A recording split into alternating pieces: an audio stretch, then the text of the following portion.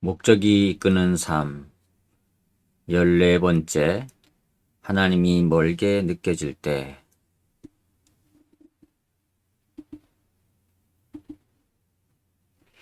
우리가 어떻게 느끼든 상관없이 하나님은 실제로 존재하신다.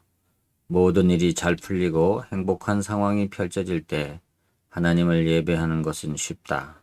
하지만 상황이 언제나 좋을 수는 없다. 그럴 때에는 하나님을 어떻게 예배하는가? 하나님이 몇백만 킬로미터 떨어져 있는 것처럼 느껴질 때 어떻게 하는가? 가장 깊은 경지의 예배는 고통 속에서도 하나님을 예배하고 시련 속에서도 하나님께 감사하며 시험을 당할 때도 하나님을 신뢰하고 어려움 속에서도 하나님께 삶을 내어드리며 그분이 멀게 느껴질 때에도 하나님을 사랑하는 것이다. 친구 관계를 시험하는 것은 주로 이별과 침묵이다. 물리적으로 먼 거리에 있거나 이야기를 할 수 없을 때 친구 관계는 시험을 받는다. 하나님과의 관계도 항상 가깝게 느껴지지만은 않을 것이다. 필립 얀시는 모든 관계에 더 가까워지는 시기와 멀어지는 시기가 있듯이 하나님과의 관계도 마찬가지다. 아무리 친밀한 관계라도 추는 항상 한쪽에서 다른 쪽으로 움직인다고 지적했다. 바로 그때가 예배드리기 어려운 시기다. 그 관계가 더욱 성숙해지기 위해서 하나님은 멀어진 것 같은 시기, 즉 하나님이 우리를 버리셨거나 우리를 잊으셨다고 생각되는 때를 통해 시험하실 것이다. 하나님은 100만 킬로미터 떨어져 있는 것 같이 느끼신다. 십자가의 성 요한은 영적인 메마름, 의심, 그리고 하나님과 멀어진 이 시대를 영혼의 어두운 밤이라고 표현했다. 헨리 나우에는 부재의 사역이라고 표현했다. 또 다른 사람들은 마음의 겨울이라고도 표현했다. 예수님 외에 다윗보다 하나님과 더 가까운 관계를 유지한 사람은 아마 없을 것이다. 하나님은 그를 내 마음에 합한 사람이라고 기꺼이 부르실 정도였지만 다윗은 종종 하나님의 부재에 불만을 표현하곤 했다. 여호와여, 어찌하여 멀리 서시며 어찌하여 환난 때에 숨으시나이까? 내 하나님이여, 내 하나님이여, 어찌 나를 버리셨나이까? 어찌 나를 멀리하여 돕지 아니하옵시며 내 신음하는 소리를 듣지 아니하시나이까? 또 어찌하여 나를 버리셨나이까? 물론 하나님은 다윗을 떠나지 않으셨고 또한 우리를 떠나지 않으신다. 하나님은 계속해서 나는 너를 떠나거나 버리지 않을 것이다 라고 약속하시지만 내가 항상 나의 임재를 느낄 것이다 라고 약속하지는 않으셨다. 실은 하나님 자신도 때로는 우리에게서 얼굴을 숨기신다는 사실을 인정하신다. 가끔 하나님이 우리의 삶에서 일부러 모습을 숨기시는 경우가 있을 것이다. 프로이드 맥클링은 이렇게 묘사한다. 어느 날 아침 눈을 뜨니 모든 영적인 느낌이 사라졌다. 기도하지만 아무 일도 일어나지 않는다. 악마를 꾸짖지만 아무런 변화도 일어나지 않는다. 영적인 행동을 한다. 친구에게 기도를 부탁하거나 생각할 수 있는 모든 죄를 고백하고 모든 사람들에게 용서를 구하고 다닌다. 그리고 금식을 한다. 하지만 여전히 아무 일도 일어나지 않는다. 이 영적인 슬럼프가 얼마나 오래 갈지 궁금해지기 시작한다. 며칠, 몇 주, 몇 달, 끝은 날까? 마치 기도가 천장에서 튕겨져 떨어지는 것 같다. 절망 속에서 우리는 도대체 내 문제가 무엇인가? 라고 소리친다. 사실 우리에게는 아무런 문제가 없다. 그것은 하나님과의 관계에 있어서 아주 정상적으로 일어나는 시험과 성숙을 위한 과정의 일부일 뿐이다. 모든 크리스천은 최소한 한 번씩, 그리고 보통은 여러 번 이 과정을 겪게 된다. 고통스럽고 당황스럽지만 우리의 믿음에 발전하기 위해서 꼭 필요한 과정이다.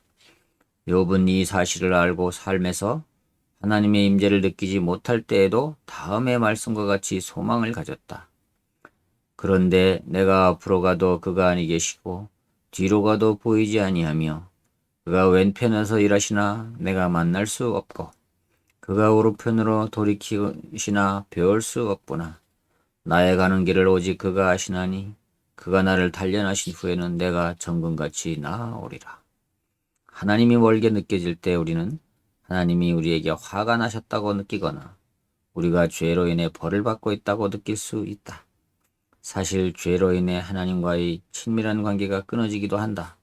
죄를 지을 때 하나님의 영을 슬프시게 하며 우리의 불순종, 다른 사람과의 갈등, 세상 일로 분주함, 세상과의 친밀함, 그리고 그 외의 죄들로 인해 하나님과의 관계가 소원해질 수도 있다. 하지만 하나님으로부터 버림받은 감정과 멀리 느껴지는 감정은 죄와 아무런 관계가 없다. 그것은 우리 모두가 겪어야 하는 믿음에 대한 시험, 즉 내가 그분의 임재를 느끼지 못하거나 내 삶에 그분의 역사하심을 가시적인 증거가 없을 때에도 나는 계속 하나님을 사랑하고 신뢰하며 하나님께 순종하고 예배드릴 수 있을까와 같은 시험인 것이다. 크리스천들이 오늘날 예배에서 저지르는 가장 흔한 실수는 하나님보다 경험을 추구한다는 것이다. 그들은 예배를 드리면서 어떠한 느낌을 추구하고 그것이 마음속에 생기면 예배드렸다고 결론을 내린다. 이것은 잘못된 것이다. 하나님은 우리가 감정에 의존하지 않도록 하시려고 때때로 감정을 거두기도 하신다. 감정을 추구하는 것, 그것이 하나님과의 친밀함에 대한 감정일지라도 그것은 예배가 아니다. 초신자일 때 하나님은 많은 감정의 확신을 주시고 가장 미성숙하고 자기 중심적인 기도에도 응답해 주신다. 그분이 존재하신다는 사실을 우리에게 알려주시려는 것이다. 하지만 우리의 믿음이 자라면서 그분은 이러한 의존물로부터 우리를 떼어놓으실 것이다. 하나님이 어디에든 계신다는 사실과 그분의 임재를 나타내는 현상은 전혀 다른 것이다. 전자는 진리이고 후자는 감정이다. 하나님은 항상 계신다. 심지어 우리가 인식하지 못할 때에도 계신다. 그리고 그분의 임재는 단순한 감정으로 측정하기에는 너무 심오하다. 물론 하나님도 우리가 당신의 존재를 느끼기 원하신다. 하지만 우리가 그분을 느끼기보다 신뢰하는 것을 더 중요하게 생각하신다. 하나님께 기쁨을 드리는 것은 감정이 아닌 믿음이다. 우리의 믿음이 가장 많이 자랄 수 있는 상황은 삶이 모두 무너지고 있는데 하나님은 보이지 않는 그런 때다. 욥에게 그런 일이 일어났다. 하루 만에 그는 모든 것을 잃었다. 가족, 사업, 건강, 그리고 소유하였던 모든 것을. 그리고 가장 절망적인 것은 욥기 37장 동안 하나님은 한마디도 하지 않으셨던 것이다. 우리의 삶에서 일어나고 있는 일들을 이해하지 못하고 또한 하나님이 침묵하고 계실 때 도대체 하나님을 어떻게 예배해야 하는가? 아무 의사소통 없는 위기의 때에 어떻게 계속 하나님과의 관계를 유지할 수 있는가? 눈에 눈물이 가득 고여 있는데 어떻게 예수님만 바라볼 수 있는가? 욥이 한 대로 하면 된다. 그때 그는 바닥에 엎드려 이렇게 말했다. 욥이 일어나 겉옷을 찢고 머리털을 밀고 땅에 엎드려 경배하며 가로되 내가 모태에서 적신이 나왔사온즉 또한 적신이 그리로 돌아가올지라. 주신 자도 여호와시요 취하신 자도 여호와시오니 여호와의 이름이 찬송을 받으실지이다. 하나님께 솔직한 감정을 말하라. 하나님께 마음을 모두 털어놓으라. 감정을 모두 쏟아내라. 하나님은 우리의 의심, 분노, 두려움, 슬픔, 혼란, 그리고 궁금증들을 모두 감당하실 수 있기 때문이다. 욥은 이렇게 표현했다. 저는 조용히 있을 수 없습니다. 저는 화가 났고 붕괴하고 있습니다. 말을 해야겠습니다. 그는 하나님이 멀게 계신다고 느꼈을 때, 내 생에 있어서 최고의 시절, 하나님과의 우정이 내 집안을 축복했던 그날이 돌아올 수 있으면 이라고 외쳤다. 하나님은 우리의 의심, 분노, 두려움, 슬픔, 혼란, 그리고 의문들을 모두 감당하실 수 있다. 하나님 앞에서 절망적인 상황을 인정하는 것이 믿음의 표현이라는 것을 알았는가? 하나님을 신뢰하는 동시에 절망을 느끼며 다윗은 이렇게 썼다. 나는 굳이 믿고 말하였다. 나는 완전히 망했구나. 이것은 모순처럼 들린다. 나는 하나님을 신뢰하지만 완전히 파멸되었다. 그렇지만 이와 같은 다윗의 솔직함 속에는 그의 깊은 믿음이 드러나고 있다. 첫째, 그는 하나님을 신뢰했고, 둘째, 그는 하나님이 자신의 기도를 들어주실 것을 믿었으며, 셋째, 그는 자신의 감정대로 하나님께 솔직하게 이야기해도 여전히 하나님은 자신을 사랑하실 것이라고 믿었다. 하나님이 어떤 분이신지에 초점을 맞추라. 그분은 한결같은 분이시다. 상황과 감정에 상관없이 하나님은 변하지 않는 특성에 매달리라.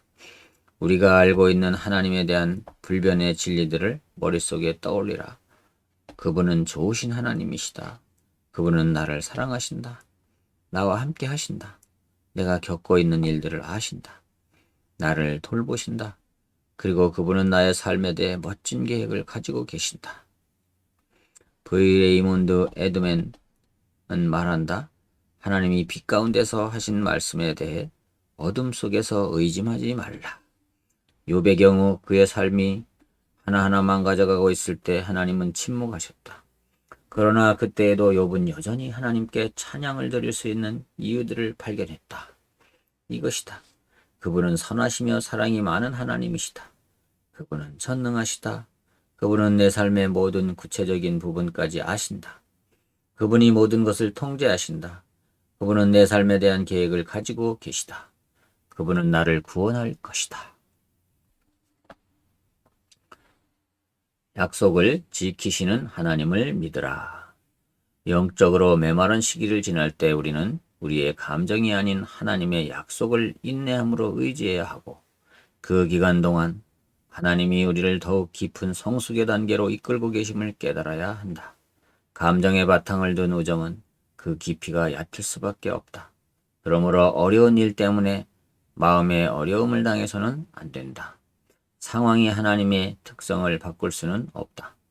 하나님의 은혜는 항상 상황이 어떻든 상관없이 여전히 우리의 삶에 충만하게 임하고 있으며, 하나님은 여전히 우리 편에서 우리가 느끼든 못 느끼든 서 계신다. 확신을 가질 수 없는 상황 속에서도 욥은 하나님의 말씀을 붙잡았다. 그는 이렇게 말했다. 내가 그의 입술의 명령을 어기지 아니하고 일정한 음식보다 그 입의 말씀을 귀히 여겼구나. 하나님의 말씀에 대한 이러한 믿음 때문에 욥은 아무리 어려운 상황 속에서도 신실할 수 있었다. 소망은 기대하는 마음으로 계속 기도하는 것이다. 그의 믿음은 고통 속에서도 강했다. 하나님이 나를 죽이실지라도 나는 계속 그를 신뢰할 것이다. 하나님께 버림받았다고 느끼지만 그런 우리의 감정에 상관없이 하나님을 계속 신뢰한다면 이것이야말로 우리가 가장 깊게 하나님을 예배드리는 것이다. 하나님이 이미 우리를 위해 하신 일들을 기억하라. 만약 하나님이 다른 것은 하나도 해주지 않으셨다 치더라도 예수님이 십자가에서 우리를 위해 해주신 것만으로도 그분은 우리의 남은 삶 동안 찬양받기에 합당한 분이시다. 하나님의 아들이 우리를 위해 죽으셨다. 이것이 우리가 예배드리는 가장 큰 이유다. 불행히도 우리는 우리를 대신하여 하나님이 치르신 엄청난 희생, 그때 일어났던 끔찍한 세부 사항들을 잊곤 한다. 그것은 우리가 익숙해졌기 때문이다. 그리고 익숙함은 자기 만족으로 이끈다. 십자가에 못 박혀 돌아가시기 전에도 하나님의 아들은 옷을 벗겨진 채 형체를 알아볼 수 없을 정도로 맞고 채찍질 당했으며 조롱당했고 가시 면류관을 쓰셨으며 사람들은 그분을 경멸하며 침을 뱉었다. 잔인한 인간들에게 학대받고 조롱당했으며 동물만도 못한 취급을 받으셨다. 그때 피를 너무 많이 쏟아 의식을 거의 잃은 채로 그분은 힘겨운 십자가를 지고 언덕을 올라가서 십자가 위에서 못 박히시고 십자가 처형 중 가장 참기 힘든 죽음의 고문 과정, 즉 천천히 죽도록 방치되셨다. 그분의 피가 흐르고 있을 때 야유하던 사람들이 모욕적인 말을 하고 고통을 비웃으며 그가 진정 하나님이 아니냐고 조롱했다. 예수님이 모든 인류의 죄를 짊어지시는 동안 하나님은 그 추한 광경에서 눈을 떼셨고 예수님은 절망 속에서 이렇게 외치셨다. 나의 하나님이시여 왜 나를 버리시나이까. 예수님은 스스로를 구하실 수도 있었지만 그랬다면 우리를 구원하실 수 없었을 것이다. 인간의 말로는 그 순간의 암울함을 표현할 수 없다. 왜 하나님은 예수님이 그렇게 무시무시하고 악한 학대를 당하게 두셨을까? 왜일까? 바로 우리가 영생을 지옥에서 보내지 않도록 하기 위해서, 그래서 우리가 그분의 영광을 영원히 함께 누리게 하기 위해서다. 성경은 이렇게 말한다. 그리스도는 죄가 없으셨지만 우리가 하나님과 연합하여 그의 의로움을 함께 나눌 수 있도록 하기 위해서 하나님은 예수님에게 그 죄값을 대신 치르게 하셨다. 예수님은 우리가 모든 것을 갖게 하시려고 모든 것을 버리셨다. 그분이 죽으심으로 우리는 영원히 살 수 있게 되었다. 그 사실 하나만으로도 우리는 하나님께 감사해야 하고 찬양해야 한다. 다시는 무엇에 대해 깊이 감사해야 할지 고민해서는 안 된다.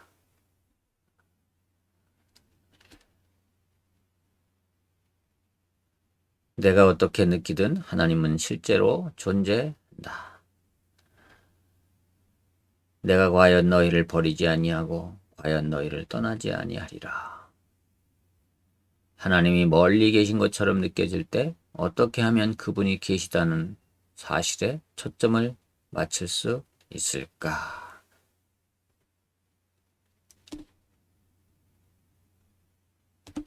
목적이 이끄는 삶 14번째, 하나님이 멀게 느껴질 때였습니다.